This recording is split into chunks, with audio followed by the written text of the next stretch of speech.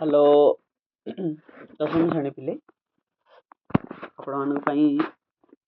Important MCQ question आनी जहाँकि आम चैनल रे सब्जेक्टिव वाइज एमसीक्यू सीरीज चली जहाँकि आपण बोर्ड परीक्षा 100 ରୁ 100% इम्पोर्टेंट है। ए वीडियोटी को जमारू स्किप करंतु नहीं, फास्ट टू लास्ट वीडियोटी को देखंतु एवं एक चैप्टर जनन चैप्टर केतोटा आपण ठीक होउछ एवं केतोटा आपण भूल होउछ आपण माने मते कमेंट बॉक्स रे कमेंट करि परिबे। बुझि पारिले समस्ते जिबा आज क्वेश्चन रो सेक्शन को आज सीरीज को हमें कोन करबा आरंभ करबा। देखंतु जिबा फर्स्ट क्वेश्चन देखिबा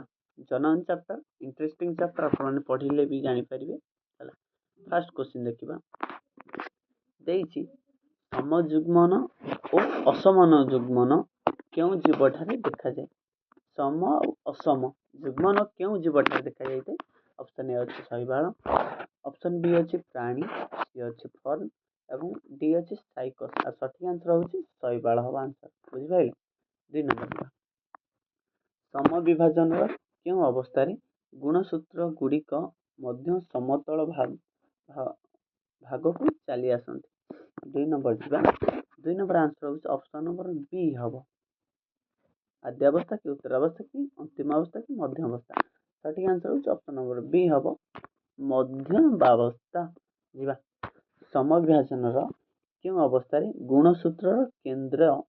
विभाजित हुए। 3 नंबर जीवा कोन कहूछि समविभाजन क्यों अवस्था रे गुणसूत्र केंद्र विभाजित हुए। सठिक आंसर 3 नंबर जीवा 3 नंबर होछि ऑप्शन नंबर बी हबो सॉरी ऑप्शन नंबर सी कंगो सी हबो उत्तरावस्था हैला। सठिक आंसर हबो कोन हो उत्तरावस्था। उत्तरावस्था जीवा 4 नंबर को जीवा देखंतु 4 नंबर को जीवा 4 नंबर कोन कहूछि जेछि समविभाजन रे क्योंटी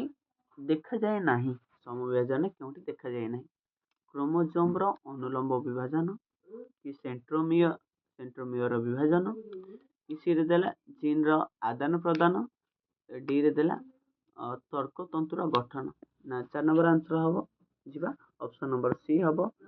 जीन रो आदान प्रदान हबो सठिक। संग माने 5 नंबर कोन कहूची कहिला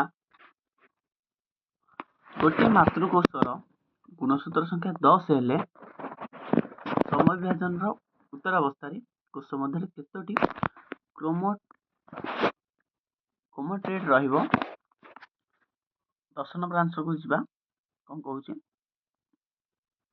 5 नंबर 10 20 5 40 आ सठिक आंसर ऑप्शन नंबर बी हबो 20 हबो। बुझि पाइले। नेक्स्ट क्वेश्चन को जीवा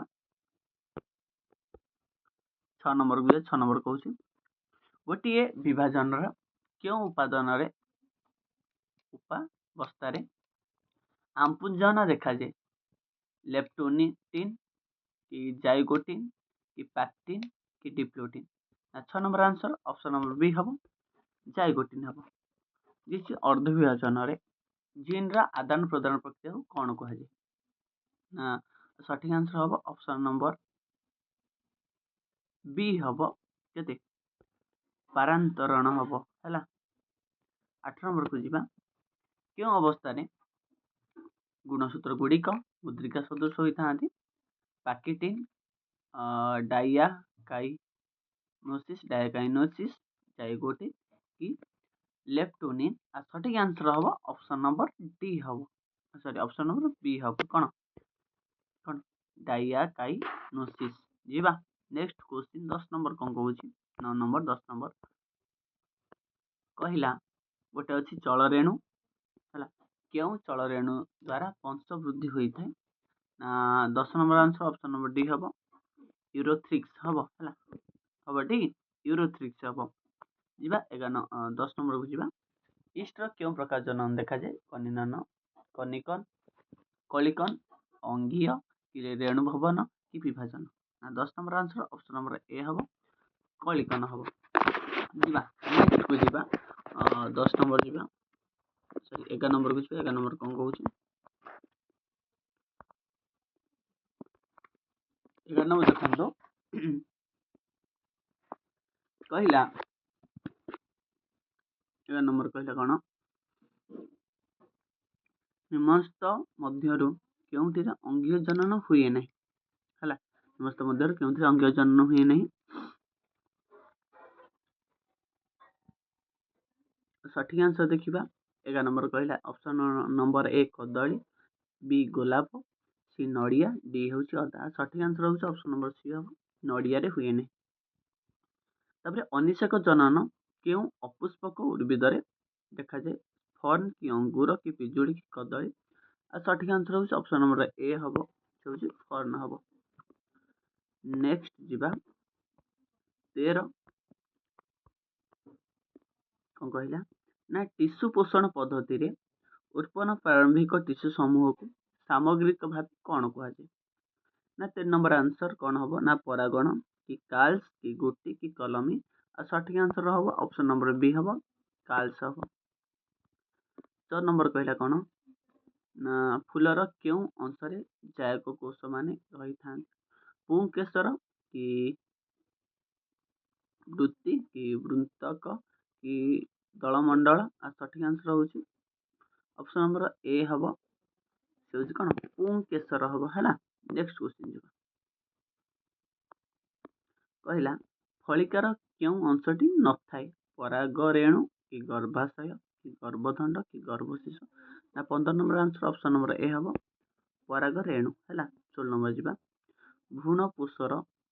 गुणसूत्र संख्या केते होता है 2n 3n 4n 6n सठिक आंसर होची ऑप्शन नंबर बी हम से होची कौन 3n हम केते हम 3n हम जीवा नेक्स्ट जीवा 17 नंबर कहूची उर्भिदर क्यों अंगटी वृद्धि पाई फल परिणत हुए डिंबाणु कि डिंबाशय कि फलिका चक्र कि वृत्त ना 17 नंबर आंसर होची ऑप्शन नंबर केते हम ऑप्शन नंबर बी हम डिंबाशय हम है 18 नंबर को जीवा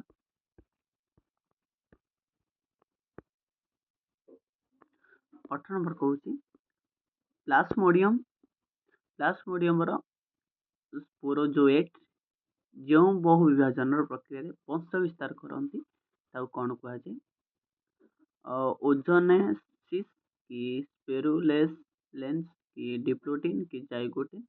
आर आंसर जीव हूँ ऑप्शन नंबर डी जीव से कौन साइजोगिन हम आंसर बुझिपारे समस्त क्वेश्चन गुड़ी को प्रैक्टिस करंतु केतुटा आपण ठीक होउछ आपण माने कमेंट बॉक्स रे कमेंट करंतु बुझिपारे एटा आपण मानको बोर्ड परीक्षा पूरा पूरी इंपोर्टेंट एटा हैला देखिए एमिबार बहुविभाजन जनन प्रक्रिया को कौन कहा जाए ना 19 नंबर जीवा स्पोरोजोएट कि स्पोरोलेंस लेसन कि प्लाज्मोडियम कि साइजोगिन सठिक आंसर ऑप्शन नंबर बी हम कौन हम स्पोरुलेंस हम ऑप्शन नंबर बी तब कहला युग्मज बारंबार विभाजित हुई शेष कौन होता है ना 20 नंबर आंसर ऑप्शन नंबर ए देला डिंबकोश बी देला भ्रूणकोश सी देला मेरुनेस्ट डी देला भ्रूण आ सठिक आंसर ऑप्शन नंबर डी हम भ्रूण हम नेक्स्ट क्वेश्चन देखंतु कौन कहला नेक्स्ट क्वेश्चन कहला प्राथमिक शुक्राकोशर गुणसूत्र संख्या केते होता है n 2n 4n 6n आ सठिक आंसर जीव आपण मानकर केते ना आंसर हो 2n है नेक्स्ट क्वेश्चन गोटे प्राथमिक डिंबकोशर परिपक्वन प्रावस्था शेष में केतोटी पोलार बॉडी तैयारी हुई 1 2 3 4 आ सठिक आंसर ऑप्शन नंबर सी हम 3टी नेक्स्ट क्वेश्चन देखंतु कहला क्यों कोषर शुक्राणुर विकास बेले खाद्य जोगाई थाए सटल कोष कि लैडिक कोष कि ग्राफियन कोष कि कर्पंच कोष सठिक आंसर ऑप्शन नंबर ए सैटेलिक कोष क्योंटी पुरुष जनन तंत्र अंश नुहे शुक्रवाही नली शिश्न कि गर्भाशय कि शुक्राशय 24 नंबर आंसर कौच ऑप्शन नंबर सी हम गर्भाशय तब जीवा 25 नंबर जा 25 नंबर कौन कहूँ 25 नंबर जा देखो 25 नंबर कौन देला परिपक्व डिंबाणु क्यों थाए कोरोना रेडिएटा कि जोना फेलुसिटा कि ग्राफियन फॉलिकल कि प्राथमिक follicle 25 number answer option number C हम 25 number answer option number C Graafian follicle रे कोड थाए ग्राफियन फॉलिकल हला नेक्स्ट जीवा स्त्री जननतंत्र क्यों स्थान रे समायन घटे गर्भाशय डिंबवाही नळी गर्भाशय ग्रीवा कि जनन अधिच्छेद 26 number answer option number B हम डिंबवाही नळी 27 नंबर जीवा ब्लास्टुला गर्भाशयर कांथरे निबिड़ भाव लगी रही प्रक्रिया कौन कहुए ना 27 नंबर जीवा भ्रूणकोश कि नाभिरज्जु कि अंतरोपण कि ग्रास्टुला सठिक आंसर होउछ ऑप्शन नंबर बी हम अंतरोपण है जीवा केउटी परिवार नियोजन पई व्यवहृत अस्थायी पद्धति नुहे ट्यूबोक्टोमी हार्मोन पद्धति कि प्रतिबंधक पद्धति कि कपटी 28 नंबर आंसर ऑप्शन नंबर ए हम ट्यूबोक्टोमी है जीवा एड्स आक्रांत व्यक्ति शरीर क्यों श्वेत रक्त कणिका संख्या ह्रास पाए टी लिम्फोसाइट रेडोभाइरस कि बासोफिल कि यूसिनोफिल सठिक आंसर ऑप्शन नंबर ए हम टी लिम्फोसाइट ह्रास पाई है जीवा नेक्स्ट क्वेश्चन जीवा निम्नोक्त मध्यरु क्योंटी एड्स लक्षण अटे रोग प्रतिरोधक शक्ति अभाव लक्षण कि अर्जित रोग प्रतिरोधक शक्ति अभाव लक्षण कि प्रतिरोधक शक्ति अभाव समूह कि अर्जित रोगर प्रतिरोधक शक्ति लक्षण 30 number answer option number B हम अर्जित रोगर प्रतिरोधक शक्ति लक्षण 30 क्वेश्चन करदे आंसर देखिपारत 30 क्वेश्चन आंसर ये समस्त प्रकार 30 क्वेश्चन आंसर डिस्कसन करदे आपर काम हो कौन करेंगे चैनल को समस्त कौन करेंगे सब्सक्राइब करेंगे एवं वीडियो को लाइक करेंगे एवं आपणकर यही एमसीक्यू सीरीज रे आपण केतुटा क्वेश्चन करेक्ट है आपण माने कमेंट बॉक्स रे मते